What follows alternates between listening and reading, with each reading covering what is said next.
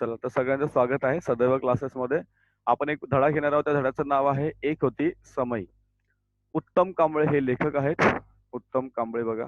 उत्तम कांबळे हे काय तर लेखक आहेत.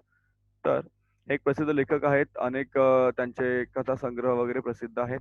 तर या ठिकाणी आदिवासी भागात पूर्व प्राथमिक शिक्षणाची गंगा घरोघरी पोहोचवण्यासाठी ज्यांनी आपले अवघे आयुष्य वेचले अशा समाजसेविका व शिक्षण तज्ञ अनुताई वाघ यांच्या कार्याचा परिचय प्रस्तुत पाठातून लेखकांनी करून दिलेला आहे. हा जो पाठ आहे तो पाठ त्यांच्या डोंगरासाठी काही फुले या पुस्तकातून घेतलेला आहे. ठीक आहे. काही शब्दाचा अर्थ तुम्हाला नाही कळाला तर लिहून ठेवा, म्हणजे मला त्या नंतर तुम्हाला विचारू शकतात. काय सांगितलं बघा, तर काही माणसं वादळं झेलतात आणि पचवतात, पुढं विशाल सागराचं रूप धारण करतात. काही माणसं वादळामुळे कोलमडून पडतात, तर काही माणसं वादळ पचवण्याचे धडे दुसऱ्यांकडून घेतात.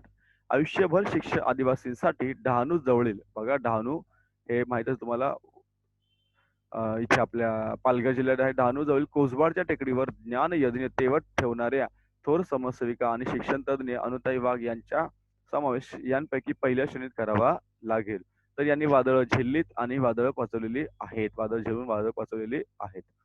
त्यांच्या निधनानं सॉरी हा बघा. त्यांच्या निधनानं कोसबाची टेकडी हळहळली आणि परिसरातील सर्व आदिवासींना हुंदके फुटले. अनुताईंच्या निधनानं एका व्रतस्थ जीवनाची अखेर झाली. थोर शिक्षणतज्ञ ताराबाई मोडक यांच्या सहवासात वाढलेल्या अनुताईंचं जीवन त्याग, कष्ट आणि निस्वार्थ सेवा यांचा सुरेखा होता, मिलाफ होता. वयाच्या केवळ 13व्या वर्षी त्यांचा विवाह झाला होता. विवाह असतो तरी काय हे समजण्यापूर्वीच म्हणजे केवळ 6 महिन्यातच यांच्या इवल्याशा कपाळावरील कुंकू नियतीनं कायमच पुसून टाकलं. तर पूर्वी एक पद्धत होती की लहान वयामध्ये लग्न व्हायची, त्याला बालविवाह म्हणायचे. पूर्वीची पद्धत होती, आता ती नाहीये. तर आता सरकार सुद्धा मुलींचं वय 21 वर्ष करण्याचा प्रयत्न करत आहे. चला, लग्नासाठी जे 18 वर्ष ते 21 वर्ष आहे. तर भातुकलीचा खेळ मोडला, पण छोट्या अणून आभाळा एवढं दुःख पचवलं.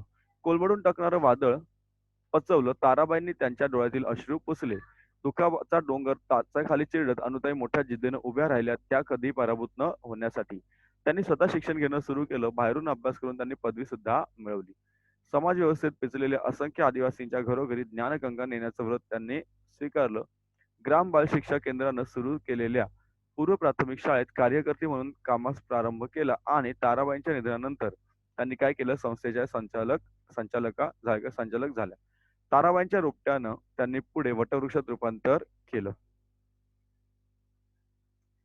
वेगवेगळ्या कल्पना, शिक्षणासाठी वेगवेगळी क्षेत्र आणि सातत्याने नवनवे प्रयोग ही त्यांच्या कामाची काय होती, त्रिसूत्री होती. भाकरीच्या शोधात आयुष्य गमावणाऱ्या आणि दारिद्र्याचा शाप कपाळावर घेऊन फिरणाऱ्या असंख्य आदिवासी बालकांना अनुताईंनी आपल्या कर्तृत्वाच्या पंखाखाली काय दिला होता, आश्रय दिला होता. मायेची ऊब दिली होती आणि असंख्य मनांमध्ये ज्ञानाची ज्योत पेटवली. शिक्षक, मार्गदर्शक, कार्यकर्त्या, विचारवंत, लेखिका अशी विविध रूपं व्यक्त करत त्यांनी आदिवासींमध्ये चांगले स्थान मिळवले होते.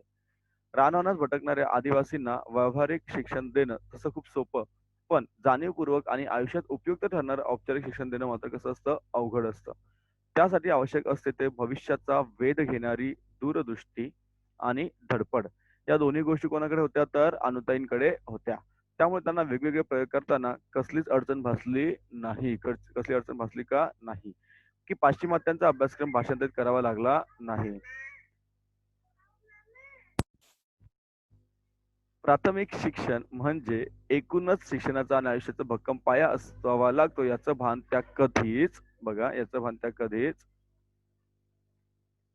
विसरल्या नाही. त्याचं भान त्या कधीच विसरल्या नाही. कारण जे प्राथमिक शिक्षण तुम्हाला मिळतं ते शिक्षणच तुमच्या आयुष्याचा पाया घालत असतं बऱ्यापैकी. श्री शिक्षणाच्या दिशेने प्रसाराचा त्यांना ध्यास झाला नाही. बघा आपल्या मंद प्रकाशात मंदिर उजळून टाकणाऱ्या समयीप्रमाणे अनुताईंनी काम केलं. प्रसिद्धीचा झगमगाट मिळवण्याच्या हव्यास त्यांनी धरला नाही, कारण त्या आणि त्यांचं कार्यच स्वयंप्रकाशित होतं. अनेकांनी या लोभस उजेडात आपल्या आयुष्यातील अंधार संपवण्याचा प्रयत्न केला. प्रसिद्धी आणि मानसन्मान त्यांच्यापर्यंत चालत आले आणि त्यांनी स्वतःचंही भाग्य उजळून घेतलं. त्यांनी केलेल्या अजोड कामाला कोणाच्या शिफारसपत्राची गरज नव्हती किंवा एखाद्या पुरस्काराची आवश्यकता नव्हती.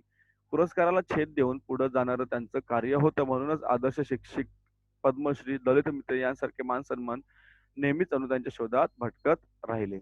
शिक्षणाच्या अनुषंगानं अन्य क्षेत्रातही अनुताईंनी फार मोठं काम केलं आहे. शिक्षणाबरोबर त्यांनी बालकल्याण, मूकबधिरांसाठी शिक्षण, महिला विकास कार्यक्रम, अंधश्रद्धा निर्मूलन, स्वच्छता, कुटुंब कल्याण, आरोग्य, शिक्षण विषयांवर सुद्धा खूप कष्ट घेतले. एक चांगला नागरिक निर्माण होण्यासाठी ज्या ज्या गोष्टी आवश्यक आहेत त्या सर्व गोष्टी त्यांनी केल्या. एकाच वेळेला अनेक प्रयोग असेही त्यांच्या कामाचं काय होतं स्वरूप असायचं. त्यामुळेच केवळ देशात नव्हे तर परदेशातील संस्था आणि शिक्षण क्षेत्रातील कार्यकर्त्यांना कोसबारच्या टेकडीचं काय झालं होतं तर नेहमीच आकर्षण होतं, की नेमकं कसं काय चाललंय या ठिकाणी ते सर्व लोकं पाहायला यायचे. शिक्षण क्षेत्रात त्या आणि त्यासाठी आदर्श क्षेत्र निवडून काम करणं हे अतिशय अवघड काम असं हे आपल्याला लक्षात येतच. ज्यांच्यासाठी शिक्षणाचा विरोध चालवायचं त्यांचाही अशा कामाला प्राथमिक अवस्थेत कसा असायचा विरोध असायचा. रूढी, परंपरा, अज्ञान, अंधश्रद्धा ही त्यामागची काही कारणं असायची. शिवाय स्थितीशील समाजही या कार्यात वारंवार अडथळे आणत असतो. या सर्व गोष्टींवर मात करून ज्ञानाचा दिवा जपण्याचं आणि अनेकांच्या मनातील विविध प्रकारचा अंधार दूर करण्याचं काम अनुताईंनी निरपेक्ष वृत्तीने केलं. निरपेक्ष म्हणजे कुठल्याही प्रकारची अपेक्षा, आशा न बाळगता. स्वतःच्या बळावर त्यांनी शिक्षण क्षेत्रात एक सुरेख स्वप्न पाहिलं, ते प्रत्यक्षात उतरवलं. कधी झाडाखाली शाळा घेतली, तर कधी गोठ्यात, तर कधी बोडक्या माळावर, तर कधीच झोपडीत वर्ग त्यांनी चालू केला. मोठ्या जिद्दीने त्यांनी ज्ञान प्रसार केला. ज्ञानाचा दिवा घरोघरी लावला, असा प्रचार कधी त्यांनी केला नाही. लावा असा प्रचार त्यांनी केला नाही, तर स्वतःलाच दिवा बनवलं. त्यात आपल्या श्रमाचं तेल ओतलं, कर्तृत्वानं तो पेटवला आणि काय केलं त्यांनी? तर आयुष्यभर तो दिवा तेवतच ठेवला. 5-6 तपांच्या अविरत धडपडीनंतर कोसबाडच्या टेकडीवर ही समय आता विझलेली आहे. म्हणजे त्यांचं निधन झालेलं आहे. त्यामुळे अवघी टेकडी हळहळली असेल, आदिवासींचे डोळे पाणवले असतील. तर या सर्वांनी अनुताईंच्या पाऊलखुणा जपून ठेवणं हीच त्यांना काय असेल तर आदरांजली ठरेल. हीच काय असेल त्यांना आदरांजली ठरेल. बरोबर?